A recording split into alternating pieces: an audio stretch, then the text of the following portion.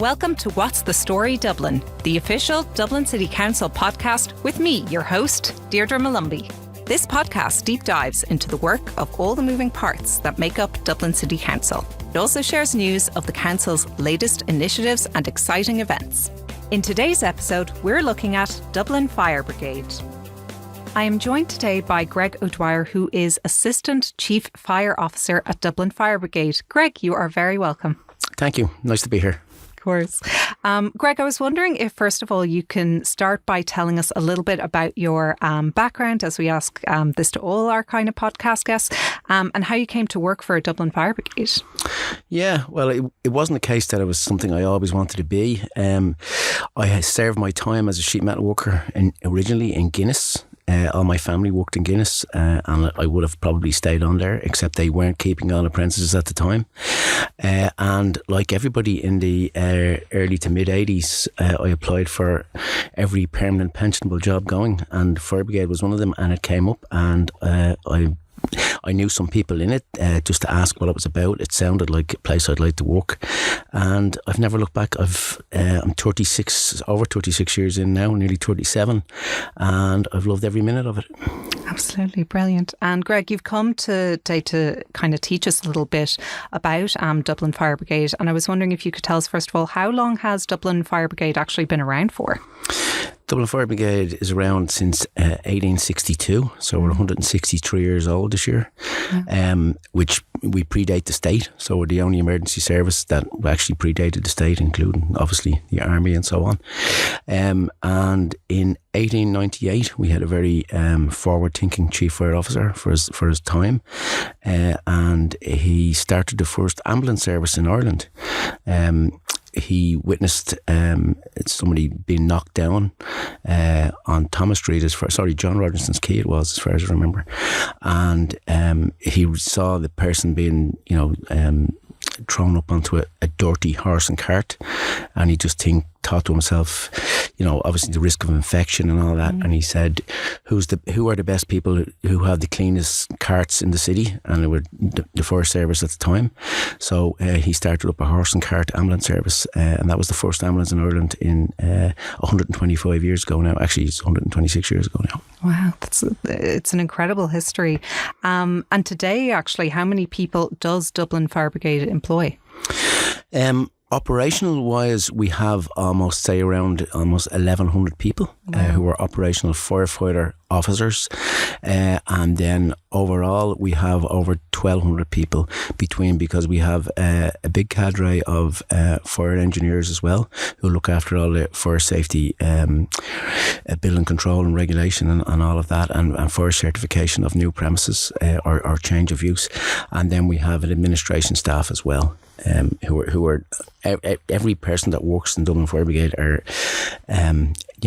definitely a unique and critical cog in the system. If we didn't have all the support structures, administration structures for engineering, our control room, our call handling and dispatch, and our operational fire officers, of course, the system wouldn't work. Yeah, absolutely, because that's what I was hoping to ask you about, is actually how is that staff and those employees, who are they made up of? Because I think everyone associates immediately with firefighters, on the ground, but obviously there's a huge number of people and variety of employees that make up the Dublin Fire Brigade.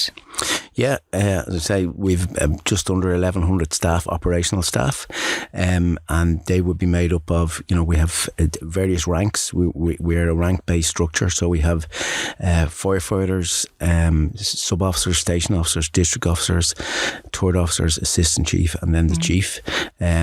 But we have also, as I said, all the support services such as fire prevention. Our control room staff, there's over 100 people working in the control room. Remember, we're a 24-hour service, so we work a 4-shift system. So, we need a lot of people to cover the 24 hours.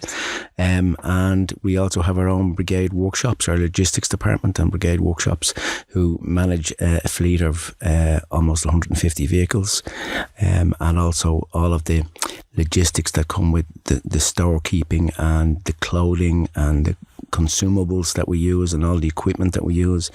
It's all very specialised equipment, so there's a lot of servicing and calibration of that equipment and maintenance involved with all of that.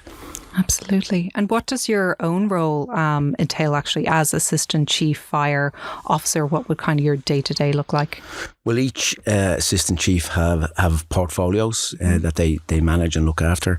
And mine is, I suppose, the biggest one that I would have that takes up most of my time is HR, IR. I look after all of that. I also do major emergency management for the city and crisis management as well. We also look after the 4 local authorities, obviously in Dublin Fire Brigade, not just Dublin City Council. So we provide the service to them. I also look after communications and projects. And projects is kind of a big portfolio as well, because it takes on a lot of say new services, new innovations, new equipment or whatever would come through projects for it to be looked at, and any new big infrastructural project that's facing the city that might have a big impact on Dublin Fire Brigade, such as the new metro coming on board. That comes under projects as well. And then I'm also responsible for civil defence as well. Civil defence manage themselves, but they do report into Dublin Fire Brigade as well. Brilliant. Actually, Greg, you touched on the idea that Dublin Fire Brigade does manage a number of services. Can you talk a bit about these and ones that maybe the public might be less aware of that DFB actually oversee? Because I think, again, there's that stereotype of you just go out and you stop the fires, Yeah. Well, obviously firefighting is the big one. The biggest, I suppose, misconception or lack of knowledge that the public would have about the Dublin Fire Brigade in particular is that we run the emergency ambulance service for Dublin City as well and parts of the county. So we're unique in Ireland and pretty unique in Europe as well, and the UK, in the sense that we have all of our trained firefighters are also paramedics, which gives the city, gives the service and the city great resilience and interoperability and so on. So obviously, if you call for an ambulance and if it's a critical case such as a cardiac arrest or even a serious trauma or whatever, and there isn't an ambulance available at the moment, which does happen unfortunately, we can respond with a fire crew. A fire crew can get there with 4 or 5 paramedics on board with trauma bags and kits and stabilise the scene until an ambulance is available for transport. So that's kind of unique in the city, and it is a really, really good, productive model. Also, we also cover road traffic collisions, hazardous materials.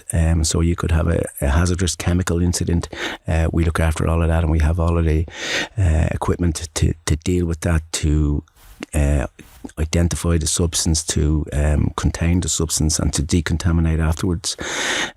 We also do a lot of, particularly in Dublin City, we do a lot of river rescue, so and general water rescue as well. So we a lot of our staff are trained up as swift water rescue technicians. We also have rope rescue technicians, which would do rescues from cranes and that kind of thing, or any kind of high angle rescue as such, even around some of the cliffs and quarries we have in around the city as well. And we also lots of other services as well, such as we're responsible for marine emergency response for not just Dublin, but for the whole Irish coastal waters, for the country. We would be an agent to the Coast Guard to be, we've a number of people who are trained up as marine emergency response, and they would be picked up by helicopter and dropped on board to fight a fire on a ship. And there's lots of other elements that we provide as well along the way. Flooding, we do a good bit of flood management as well. And as I say, we also provide emergency management training and that for the city and the other the 4 local authorities of Dublin as well. Absolutely. A huge amount of services, like you say there, and you can see exactly why you employ over 1,000 people. I was wondering if modern technology has kind of changed and shaped the way that Dublin Fire Brigade operates in kind of more recent years, and in what ways has technology affected? Yeah, sure. Technology and innovation has, impacted every service and every organisation, and the fire service is no different. On my own side, on the project side, we're using a huge amount of new technology now for what we call our organisational intelligence unit, and what that is research and development of best systems of our fire area risk cover, of doing risk assessment and risk analysis for the city, looking at travel time boundaries, using an awful lot of geo software for mapping of incidents, and AI prediction as well, for prediction of where incidents could or will occur, all of that kind of thing. But also then on technology too, there's an awful lot with regards to mobile data. So what we want to do is we want to make our responding officers and crews more aware, to make more informed decisions of the area that they may be going to, or the incident or the premises type they may be going to. So we do a lot of pre-incident planning, and the pre-incident planning would use a lot of digital platforms and software to create a digital map of a premises. And all of the risks that may be involved there, plus the local information about sleeping risk and contact numbers and all of that kind of stuff. So when they get there, they have a digital map of the area. This would be for premises now, not domestic premises obviously, but for larger scale premises, particularly with life risks such as hospitals and hotels and institutions, universities, and then we have certain sites around the city called comba sites, and these will be sites that store chemicals or fuels of over a certain threshold that have high risk associated with them as well. But just on the ambulance side as well, there's lots of new technologies on the ambulance side as well with regards to patient care report forms, digitalisation of that, and just generally with regards to equipment, there's so much more new equipment, new battery operated tools that used to be a lot heavier, more cumbersome, slower, less power in them. All of that has been improved vastly now. And even things like our fire trucks, the technology on the back of the truck, the pump itself, there's huge technology involved with that. It's basically a computer system driving the pump. And the same with our turntable ladders. They're the large ladders that you see, the 100, 120 foot ladders, the 42 metre ladders. There's a lot of computer systems built into those now, which would kind of automate a lot of the manual procedures that used to happen before, and make it safer, quicker and more reliable. Absolutely. Is some incredible recent changes and developments there. Dublin Fire Brigade actually recently, they've kind of issued a number of call outs to the public to join them. And I was wondering if you could speak to us a bit about that. What are the qualities that you need to be a firefighter or generally an employee of Dublin Fire Brigade? First of all, you really want to do it. You really have to want to do it. It's Fire Brigade and the ambulance service as well. They're vocations. So it's something that you aspire to, helping people. So the most important traits for me are the ones that you can't teach, and they're compassion and empathy.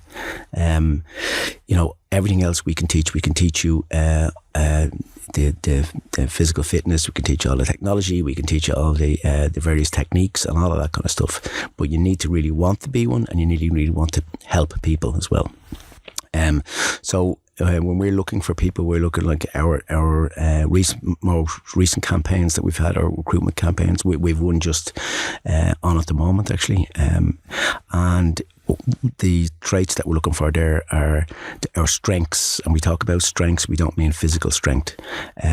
We mean strengths in communication, in teamwork, and in compassion. And they're kind of the three main traits that we look for in people, and that was the theme of our last recruitment campaigns. And it's a job that we really wanted in the last campaign as well. We're trying to recruit more females into the organisation, and we found over time the biggest barrier to women entering into the fire service, not just Dublin but the fire service nationally, is their own misperception that they can't do the role, that it's a male-only role, and there's nothing further from the truth. We can train up everybody to do the role of a firefighter, and everybody has a critical role to play, regardless of their size or their strength or whatever. We all have different parts to play in what is very much a teamwork-orientated profession. So we look to try and increase that. Hence the strengths not being physical strength, but other strengths as well. And we've been successful in that. Traditionally we were only having maybe 4.5% to 5% application rate from females, and we've increased that up to 20%. So that's great to see, and we want to keep the diversity up and keep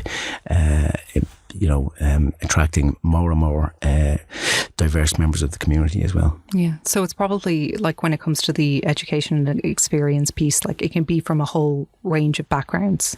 Absolutely. Yeah. There are national standards that we have to employ, such as you do need your leaving certificate, you do need a driving licence, and obviously you have to be legal to work in the state and so on.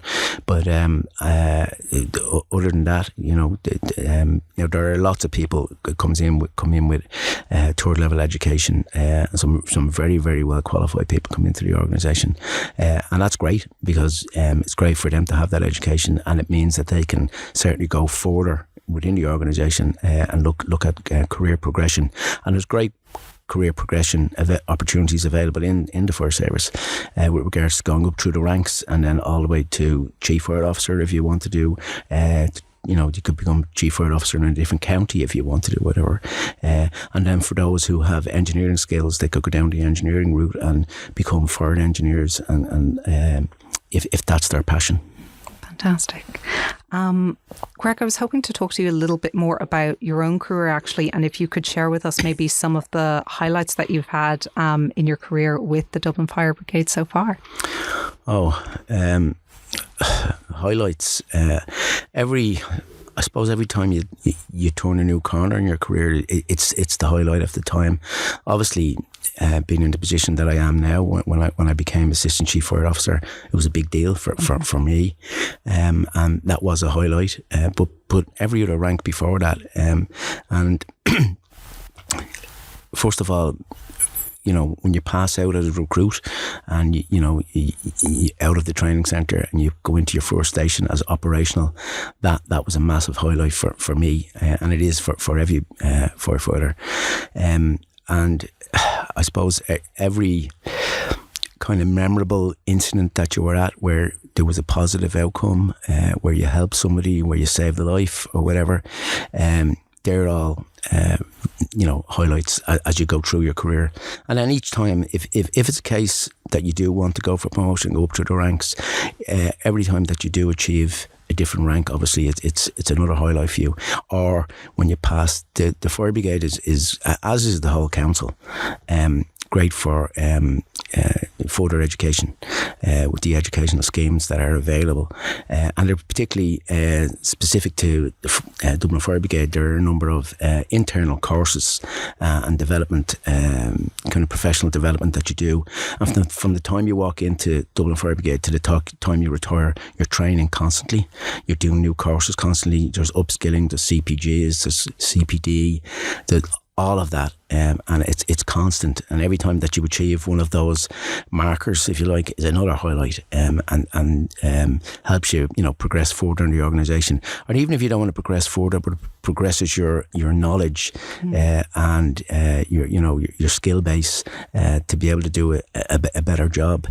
But all of those, and then people look towards, I suppose, specific incidents, as I said, or people, or rescues that they may have done. But and then things like highlights on when you not when you deliver your first baby, because the mothers deliver the babies, but when you assist at a delivery, that's especially your first one, that's a highlight as well.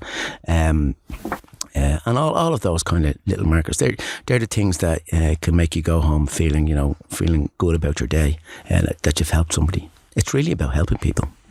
Do you have a favourite aspect of your job or favourite element of working for Dublin Fire Brigade?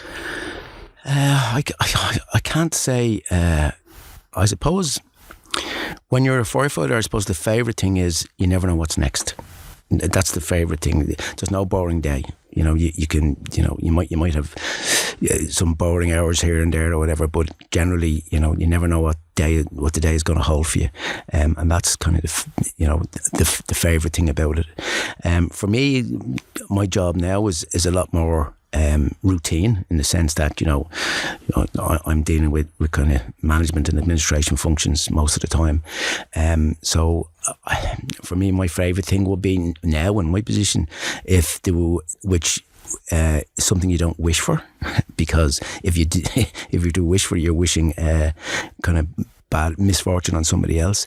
But if there was a major incident, and you get to respond to that and you take command of that, and particularly if it's a successful outcome and hopefully nobody's hurt, that's kind of the favourite aspect, because that in the end of the day, that's what we join for. We join to actually turn out on those blue lights and go and attend an incident and try and make a bad situation better. Absolutely. Thank you so much, Greg, for speaking with us today about Dublin Fire Brigade. I know that we've only really scratched the surface of all that you guys do and we're limited with time. But I suppose just my very final question for you is, what are your hopes for the future of the Dublin Fire Brigade now? Oh, definitely with the people that's coming into it now. We have some fantastic new people coming in, and you can see the different skills and attributes that people are bringing to it. There's so much internal entrepreneurialism, if you like, in the organisation, and innovation that comes from within. It's a fantastic organisation from that, and I think the strengths and the positive future of Dublin Fire Brigade lies within the people that we've taken on over the last few years.